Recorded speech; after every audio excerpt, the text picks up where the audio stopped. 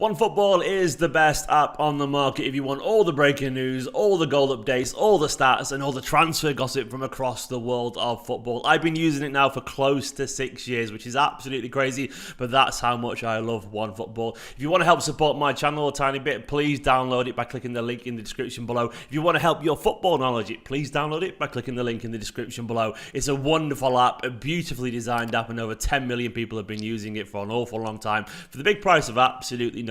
It's free, it's wonderful, it helps support this channel, and you get all your breaking news. What's not to love? Download OneFootball. Good morning, everyone. I definitely played a clip of us sat there doing that, nothing for a second before I dropped that video in there. Hello to everyone, welcome back to another video. It's Manchester Derby time. Literally, it's come around very quickly this season, it feels like. City versus United at the Etihad. So, of course, we've got to get an opposition preview in. Got Mr. J. Motty from the Stretford Paddock. Good morning, Jay. How you doing? You all right? Yeah, man, I'm good. How are you? Yes, I'm all right. I've been too busy in the world of potential being a dad to get distracted by the game yet. But now it's sinking in now. Like as soon as you chat to a red, that's when it starts to feel a little bit real, and it's very real. And it's going to be an interesting game, isn't it? Because as we'll talk about in this video, maybe just maybe, Man United are serious again. Maybe. So we'll have to see how this unfolds. Jay. United have had a decent start to the season. They had an indifferent start, but now you've won your last 4 league games in a row, if I'm correct. Yeah. Things seem like they're on the up. How are you feeling? What's the current mood amongst the United fan base? Well, at least Stretford Paddock anyway. Yeah, I mean, like you say, things are on the up. Those first 2 games, the game against Brighton the opening day was pretty poor. The game against Brentford was shocking, and that was like a real wake-up call. I mean, you know, it was as bad as we've been. It was almost like Ralph Ragnick sort of era levels of how bad we were. And you look and you think this could be a long season. And then, to be fair, Eric Ten Hag turned things around. Some big wins for us against Liverpool and Arsenal, of course. And there was a real momentum going. The trouble is now we've had this gap. We've had this break where we didn't have the Leeds game or the Crystal Palace game because games were postponed. And I think I'm right in thinking during that time you had one of your Premier League games was actually on. So you've had an extra Premier League game during that time. And also you had the Champions League game against Dortmund, which is a pretty high-intensity game where, you're getting a decent run out. It's not like it's a training game. So that's what sort of worries me now. We've got this we had this momentum. Now we've had this big gap. And the last team you'd want to face after you've not played for a little while is Manchester City. So, yeah, it's been all right so far. It's been good. Eric Ten Hag's done well. The signings have bedded in. And he's getting the best out of some of the players. But I know it's a cliche, but this is going to be the proper test now when you're facing a team like Manchester City, just to find out what levels we're at. So you're right there in terms of obviously I think you've been burned, haven't you, over the past few years by the odd moment of things kind of getting a little bit better under Ollie or whatever, or the odd good spell here and there depending on who the coach was, and then things slowing down a little bit. But Ten Hag, you must be happy with Ten Hag so far, though, because I mean he's came in as this really highly rated Guardiola influenced coach, actually, if we're being honest, and he's showing signs of what people may want. And I'm trying to be nice here as a City fan, but it is encouraging, isn't it? The football does look like it's getting a little bit better. Yeah, most definitely. I mean, he's the first manager we've had post Fergie who was actually on the rise when he came here. We've had big managers. Jose Mourinho was a massive name. Louis van Gaal was a massive name. What about Solskjaer? Let's not go. Me and you've done that a few times. Let's not go into that. He was a club legend, and he still is. Let's put it that way. Yeah. But with the likes of even Ollie, or Van Gaal or Jose, they were coming off the back of being sacked, or in Van Gaal's case, the best sort of his best spell was 20 years earlier. With Eric Ten Hag, you've got a manager who is on the rise. He's won 4 league titles, I think it was in Holland, 4 out of 5. The one he didn't win being obviously because of COVID. So you're finally getting in a manager. You can see what he's trying to do, who does have that bit of a buzz around him.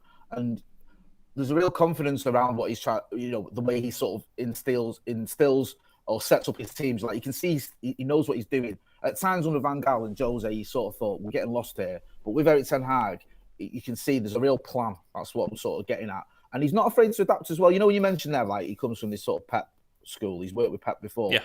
And someone made a point on the channel the other day, and I kind of get it. It's like, with Arteta, you feel like he's almost trying to replicate Pep a little bit. Definitely is, yeah. Do you know what I mean? Yeah. It's like, I'm trying to be Pep Guardiola 2.0.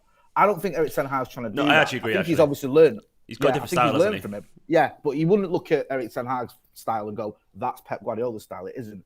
And also, he's adapted this season. I go back to the Liverpool game where we needed a win, and we had this thing about we play out from the back. This is what we do. And when that wasn't working, when we needed to go long, he did. He didn't stick to his guns and say, "No, we must do what my philosophy is." To use that word, we saw David De Gea sort of punting it up long, and it works. So yeah, I think that Erik ten Hag, he does fill me with confidence. He seems to have confidence in the team. You look at Rashford, you look at McTominay, players that look like they were spent. They're playing really well, and it is good to see. But like you mentioned earlier, I'm cautiously optimistic because I have been here before. I did get a little bit excited when we won a couple of trophies under Jose Mourinho. I did think this could be the man to take us to a title challenge or to win us a title. So yeah, we'll have to wait and see. But so far, so good. Yeah, if I speak, I'll be in big trouble. So I will not speak. Yeah. I know that. So looking at the game so far, I would say for United that felt most encouraging. I know, obviously, it's early on in the season and so on, and of course there was the Liverpool game and all that, but for me the Arsenal game seemed the one, I guess. I know you tend to be Arsenal anyway usually, because they always, regardless of your form, they tend to mess it up, but that one, obviously Arsenal, flying at the time, top of the table, 3-1 win, Antony scoring his debut, Rashford maybe finding some form as well. I'm looking at that team now, the way you lined up there: Malacia, Martinez, Varane, Dalot, Tommy Eriksson, Anthony, Fernandes, Sancho, Rashford, De Gea. How close is that to what you guys would consider your strongest team at the moment? I think in terms of form, definitely. And you look at it and you go, is Malacia necessarily a better left back than Luke Shaw? You could argue that Luke Shaw's more talented, but Malacia's been playing a lot better. Luke Shaw didn't have a good season last season. He didn't have a good start to the season, and Tyrone Malacia's come in and he's done a very good job. Christian Eriksen's just been a revelation, and it seems weird to say that about a 30-year-old. Footballer, isn't he? Yeah, it's I know. Simple as that. I didn't realise when he was at Spurs and Inter, you thought, oh yeah, he's a decent player, and we've seen him for Denmark and what have you.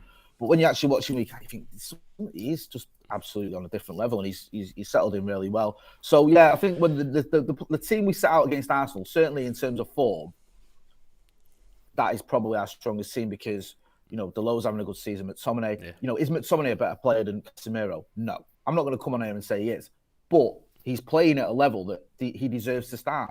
Yeah. Casemiro's had a few games, hasn't really quite got to grips yet. I'm sure he will, but quite got to grips with the pace of the Premier League. Scott McTominay's been playing as well as I've ever seen him play, and he's in the squad for a reason. So yeah, it is a strong team. Certainly, you could probably argue that we've got bigger names that are missing out, but in terms of form, those are the 11 players, and Anthony, of course, the new signing, that have been doing the business. I really like how, and we've had debates about David Silva before, like how you've seen, you said you watch a play, you don't realise what they do until you see him with Eriksen. Yeah. And I imagine what we felt about David Silva, who in my opinion is a better player. So Eriksen, you see, wow, you're seeing how we felt for years, about David Silva, this quiet genius, and Eriksen's a fantastic player, but we saw the best at that, in my personal opinion. But yeah, you're right. I think Casemiro surely will come in eventually. It takes a little bit of time, doesn't it? But like McTominay, maybe this is what McTominay needed. Maybe a real challenger. Proper top class defensive midfielder, someone to come in and push him on. And it was interesting to see how his game develops. What is your take on the current Ronaldo situation? Because obviously he's sat on the bench quite a few times. There's a lot of debate around his international career at the moment as well. With Portugal, he's not scoring for them in an awful long time, and you've got a lot of experience sat on the bench these days. I mean, looking at the bench from that game, particularly the Arsenal one, Lindelof, Maguire, Ronaldo, Fred, Casemiro, Luke Shaw. You've actually got a relatively experienced squad now, but Ronaldo, he's obviously the crown jewel, so to speak. What is your take on everything that's gone on? Yeah, it's just been a bit of a mess, really, during the summer, because obviously he left it quite late to say that he wanted to leave, which was frustrating. I fucking loved it, I don't lie. I know, I bet you did. Yeah. I think most of our rivals did, because it's funny for you guys, but it looked like he was going to stay. He knew we didn't have Champions League football. Then he waited to July or whatever it was to say, actually, I want to go. Then there was no real offers for him, certainly not to the level where he would have been happy to go. Because I personally think Erik ten Hag would have let him go if someone had come in and said, we'll do you think he was allowed to? Do you think he was allowed to? That's what I always wonder about that. I wonder if people went. I don't know. I feel like someone like Erik ten Hag. I mean, I don't know him. I've been to a couple of press conferences and just from his. Yeah, me and him, baldy bezies. But he doesn't strike me as someone that would let the board or the owners dictate who's in his squad, or dictate to a level of you have to pick this guy or you have to keep this guy. If he really wanted him out, I think he could argue get rid of him. I just don't think there was offers. I just don't think that anyone came in and said, we'll give you 400k a week for his wages, or we'll give you the signing on, or the whatever fee it is to get him. I also don't think there was anyone who had Champions League football that was coming in for him. Atletico were reportedly interested. That didn't really materialise. Chelsea, I think, was the one club where United were reluctant to do any business with him. But again, I don't know how concrete the offer was. So it is a bit of a mess. But I will say this about Ronaldo. regardless of whether he's doing it for himself or he's doing it for the club, when he has put a red shirt on this season, when he has played, he has tried. He's not thrown his toys out of the pram and gone, I'm not bothering, I'm not interested. We saw him against Arsenal, and it was typical Ronaldo, really. He comes on for the last 20 minutes, whatever it was. I think we were 3-1 up at the time. Bruno doesn't square it to him, and he goes berserk. You've just cost us the game, because with Ronaldo, it is about him, innit? He wants to score goals, if nothing more, for himself. It doesn't matter whether it's going to help the team. So even if that is the reason he's trying, I'll take it, because like you said, we do need that experience. We've got a bench full of experience, and certainly till January at least, we can, hopefully use Cristiano Ronaldo to an effect. And I'm sure you're going to get into it. There's rumours that Martial and Rashford could be out this weekend. So, do you know what? That is news to me, honestly. I genuinely didn't know that, because I've not been paying attention to United because of, once again, being so busy personally. But what's the latest team news for United at the moment? Is it those two out potentially? I think the latest I saw, and this, you know how it is, it changes hour by hour, was that I think Marcus Rashford hadn't done any training so far this week, so he was a big doubt. Martial was unlikely anyway. So I think the smart money was on Martial won't feature, but Rashford will. And now it's looking like both of them are That's doubt. A blow, isn't it? And if that is the case. Rashford in the derby, he's always been good in the derby, hasn't he? So he's always been good in the derby. Yeah. So. And like you said earlier, he's at a bit of form. He's been playing well. So that would be a massive loss for us personally. I think, going into that, and I didn't think I'd say that, but going into it, without Marcus Rashford out without Martial, relying possibly on an out-of-form Ronaldo isn't a good look for the derby. I must admit, the idea of those two not playing and Ronaldo, that's good news for me as a City fan. Don't you think it's mad, isn't it? It's mad saying that. Yeah, when I was sat at the game the other day, or whatever it was, and I was like, it's good to see McTominay starting over Casemiro. I think he deserves his place. And you think, am I actually saying these words out loud? It sounds a little bit weird to be saying McTominay deserves his place in the team ahead of Casemiro. But that's where we're at in terms of form. It's crazy, but then it sounds really weird, and this is a City fan saying it, but I like it when situations like that happen anyway. With McTominay, he's obviously one of your lads and all that kind of stuff, and same with Rashford. If they earn it and they're ahead of people like Casemiro and Ronaldo, I sort of kind of like it as a football fan. I don't care as a City fan, but I kind of like it in general. When players get their roses when they've earned them, and fair play to them. And they will be up. Thing is, they would be up for a derby more than those two, not because they care anymore, well, maybe because they do, because they are. They are part of the club. It's the club's DNA and so on. So. Maybe it's a good thing to see that Ronaldo's playing. Watch him score fucking over a kick or something now, something like that. I don't know. But there's another guy, another giant who's going to be on the pitch potentially at the weekend. I want the United view of Erling Haaland. What does he feel like watching him from? Look at that! Your camera's just froze there as well, which is wonderful.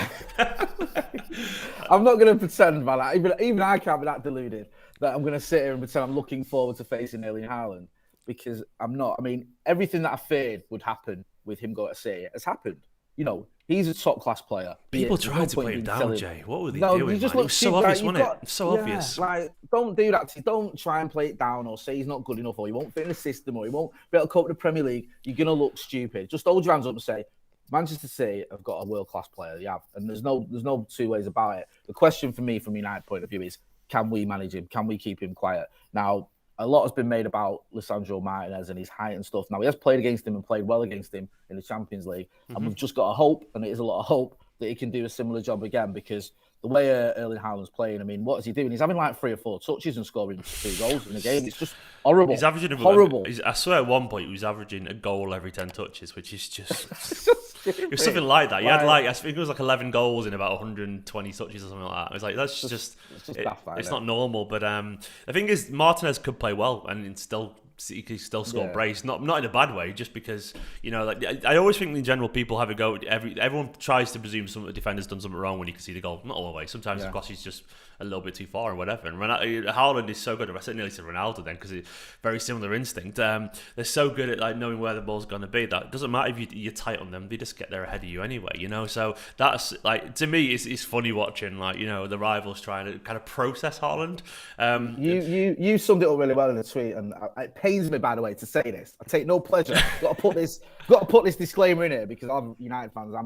I take no pleasure in saying all this, but you've got to be honest about it. You did a tweet, I think, during the Dortmund game or after the Dortmund game, and you said something like, even when you were 1-0 down or whatever, you felt confident because when you've got to play like Ireland on the pitch, you always feel there's goals there. You don't worry. We never used to have that kind of whipping across and get a goal thing. We never used to have that, and that we do now. Genuinely, like I think it's not just because he's good. Yeah, it's because he's 6'5" and he's stupidly strong. So like to me, like this derby game is going to be really interesting because I feel like United, obviously, you've had victories against Arsenal, Liverpool. Like you're going to be really up for this, you know, and you've got like a little bit of momentum going on with the team. There's going to be a bit of energy, and I think the fact that you're away as well. I don't know. I think that weirdly is going to play into your hands a little bit in terms of like underdog status, you know, because there's no expectation, and I don't think you're fully secure yet to deal with the expectation, you know, in terms of probably a little bit fragile still because it's early on.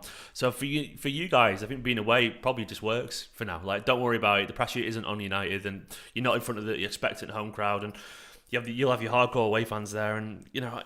City, it feels like football hasn't been on for ages now because of the international break and so on. So I have no idea how we're going to come back, but I'm really looking forward to this. I think it's going to be a really fascinating game. And your final, like, general feeling towards the game, by the way, what are you expecting? What's your heart saying? What's your head saying? My heart is saying, I agree what you say about our record at the Etihad. It's good. Actually quite decent. And you look at it, I think Ole Gunnar Solskjaer's got one of the best records against Pep Guardiola of anyone, which is such a weird anomaly, isn't it? It is an anomaly, yeah. But you know, I think big part of that is sometimes it does play in our hand because you come at us, and it's a big if, we can weather that storm and we can, you know, stop you getting early goals and all that, and hit you on the counter. Then we have a sort of a puncher's chance because we've done it before, and I think we've always got players that can get goals and create stuff. It's just that big question of keeping you, you know, at bay, if you will. That's what's helped us in the past. We've managed to sort of stop you from scoring early doors and then, you know, got a couple of goals on the counter or whatever. So that's the only way I see this sort of working out for Manchester United. My heart, I'll go with that. I'll go with the counter-attacking win. My head, I think it's going to be a tough day at the office. I really do. You'll be up for it. You've obviously got a player in Erling Haaland. Not just Erling Haaland as well. Let's not just forget that. You know, you've not won a title because you didn't even have him last season. Yeah. Do you know what I mean? Like, you've got players all over the pitch. Yeah, it made me laugh when you sold Jesus and Sterling and people going, do you know what? Could struggle this season, City. I was like, I never got that. I'm not just trying to say in hindsight, but like, Haaland more than cancels all that out, and like, yeah, it was just. I think that was a bit nonsense. I think there's a big thing. You'll have noticed it better than anyone. Like, and I get it because you don't just want to go. All pundits and everyone don't just want to go. Well, this is it. The season's over. City's just going to fly. You want to sort of make an argument. Yeah, of course. I think people were trying to look for an argument, like, oh, maybe they'll miss these players. So yeah, my heart says we can get a 2-1 win on the counter. My head says it could be a bad day at the office. You know what? I hope it's not. I love bad day at the office. Is not like basically what I say a thrashing, but you don't want to say it out loud. Yeah. I love it. But no, you know it's not worse than a thrashing, right? And this is true. Humbling. Like, I'm being honest here. You know what? You know the game at Old Trafford last season, and there was an element of this at the Etihad where like I think it was 2-0. And you basically treated it like a training game. Oh, it was one of those most boring, brilliant games for me. Yeah, it was patronising. It was patronising. Yeah, it was patting on the head.